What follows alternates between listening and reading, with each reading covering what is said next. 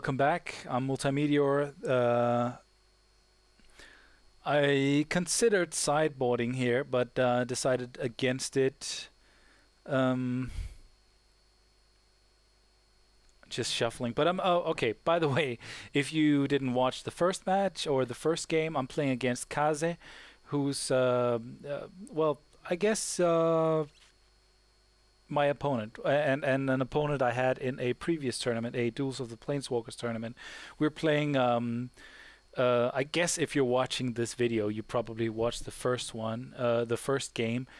This one is the second game. kAzE took the first one, and it is first to 3, by the way, which means that we could be playing as many as 5 games until the round is decided. But I'm not really happy about my decks. I'm not playing my primary deck. I just thought this might stand a bit more of a chance for some reason. I don't know why. So I guess this could be considered my primary deck, but yeah, I don't know.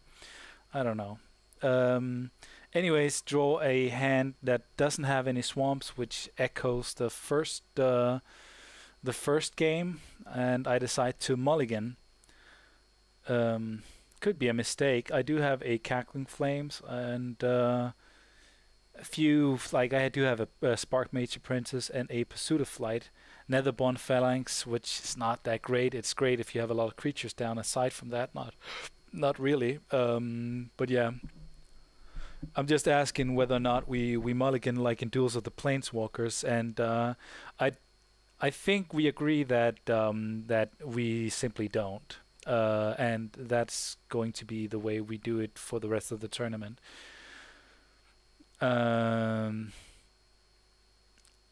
Alright, so I mulligan down. I do have a Transguild Promenade, which is much better because that will give me blue mana if I need it. Will give me extra black and extra red if I need it.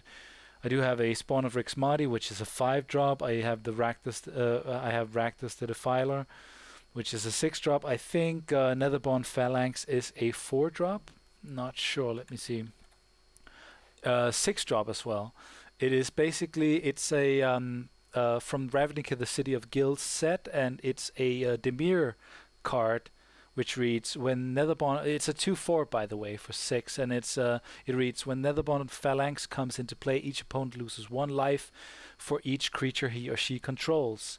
And you can transmute it for 3, which means that you can exchange it for another 6-cost creature. It's basically not worth a lot. It's not a great card. I don't know why I decided to run it. I think that might have been a mistake. I should have run something a bit faster. Yeah. Alright, so he drops a Veteran Armorer, and we know that card from Act of War. Basically a 2/2 that pumps all other guys on his side with a +0/+1. Dropped a Transguild Promenade because I want to be able to get some mana. And I got a Riot Spikes, which is an interesting card. It pumps or diminishes a guy. It gives a +2/+0. Sorry, +2/+1. It's an aura that gives +2/-1, and you can either kill off small guys or make them cast it on a creature post-combat and kill off a guy if they have 1 in the rump or 1 extra life left, or you can make your big guys bigger or something like that. So yeah, that is it could work really well on Rakdos the Defiler because he's big already. He's a 7/6 as far as I remember. Spawn of Rixmati is a 5/3. You can unleash it for to make it a 6/4, and with Riot Spikes on it, it becomes a 8/3. So that's pretty huge. All right. On his turn, he drops the Lee of Sky Knight. He has nothing to detain, but now he has a 3/1 guy in the air. And it gives me something to cast Riot Spikes on. Actually, no, it doesn't, because Veteran Armorer pumps his guy. 1 in the rump. So that pretty much sucks, but I do have some answers for that. So I still can't cast a creature, but what I can do is attach Riot Spikes to his guy, and play a Spark Mage Apprentice and kill it. That means that he's not gonna have that evasion creature. He's not gonna have 3 points of damage for me in the sky. And that's the flexibility of Riot Spikes. Not a great card, not an amazing card, but it is a useful card at times. Sometimes it will make your side stronger, do more damage, and sometimes it will kill off a creature when it's necessary. And I have a lot of little combination removal things going on in this deck, which makes it decent, I guess, but it's just not consistent enough. So yeah, guess he swings in with his armorer. I'm just gonna take the 2, go down to 16, and he's still at 20. And it's his ending phase. He still has mana open, 5 cards in hand. I have 4 cards in hand. I draw the mana, and I'm able to drop the Spawn of Rixmati, actually. But first I'm gonna swing in with my Spark Mage Apprentice, do 1 point of damage. And I'm just waiting until he acknowledges the damage here. Hit the damage phase there, combat damage step, just to show him, all right, buddy, let's go. Take the damage. Do not ignore my Spark Mage Apprentice. And I write take 1. And he takes 1. Good. We go on off to second main phase. I drop the Spawn of Rixmati, and now I have a 6/4. Because it's unleashed, of course. Yeah.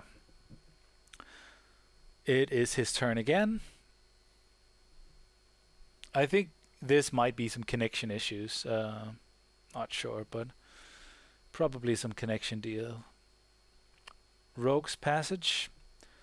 For 4 colorless, it makes a creature unblockable.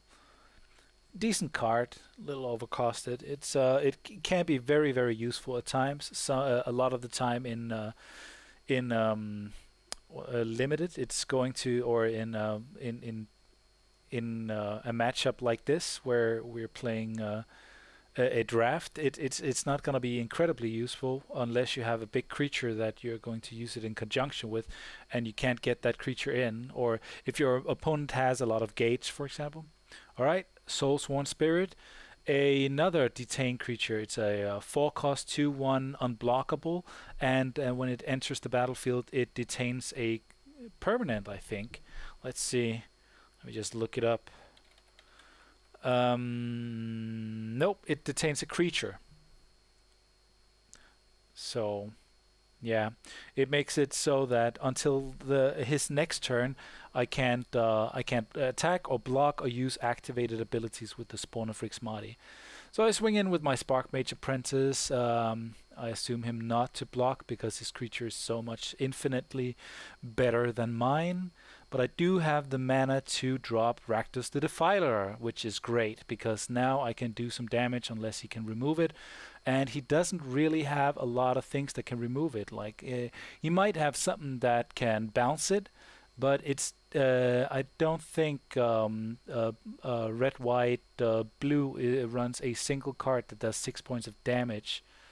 Unless, of course, he has a Tristani's Judgment, which he would be able to cast if he had 1 more land or 1 more mana, and that would exile my guy. There's probably other things as well. He could have an Avenging Arrow, and as soon as I swing in, he Trader's Instinct, interesting, and he's going to take my Rakdos the Defiler, which is kind of interesting because that means that he's going to have to sack a lot of things. So he has to sack half of his permanents in order just to swing in, and that's fine. I get dealt a lot of damage actually. Yeah. So it's actually a 9/7 because of the veteran armorer. Doesn't do a lot, or doesn't make a lot of difference here. But I am down to. But he should be sacking now half of his permanents, before he gets to do damage. That's pretty interesting. And he's sacking, let me see, how many does he... Right now, he also owns Rakdos the Defiler. Could he be sacking Rakdos himself? Let me see. 1, 2, 3, 4, 5, 7. He needs to sack... No, that's fine. So he can't swing in with the Veteran Armorer because he wants to keep 2 lands. That's alright, I guess. Yeah, let's see. Non-demon permanents. Yeah, you have to sacrifice half the non-demon permanents you control, and that means that that Rakdos the Defiler doesn't count because it's not. It is a demon, not a non-demon. Spawn of Rixmati is, however, a horror. So yeah, so that's pretty interesting. So if he doesn't lay anything, and he can't. I think this was a, I don't know if I would call it a misplay because he did lose his entire board position as soon as I get my my Rakdos back. But I mean, he's going to have to sack 2 things now, and it could either be his 2 lands or it could be the Soulsworn Spirit and a 1 land. But I'm doing 13 points of damage here, and I get to swing in for 13. Yeah. Oh, sorry. I have no lands left. He sacks his Soulsworn Spirit. He has 1 Izzet Guildgate. Yeah. I mean, not sure if that was like I don't know. Maybe there's no good play here. But he pretty much destroyed himself if he was able to hold back. No, I don't think so. As soon as Rakdos the Defiler hit the table, it was it's going to be game, set, and match probably. Unless, of course, he was able to draw a plains here and bounce Rakdos back to the top of my library. I think that's what did it. So I took the second game. Yeah, pretty much. I won the second game. So thanks for watching. I'm multeyemeteor, and I'll see you in the next game.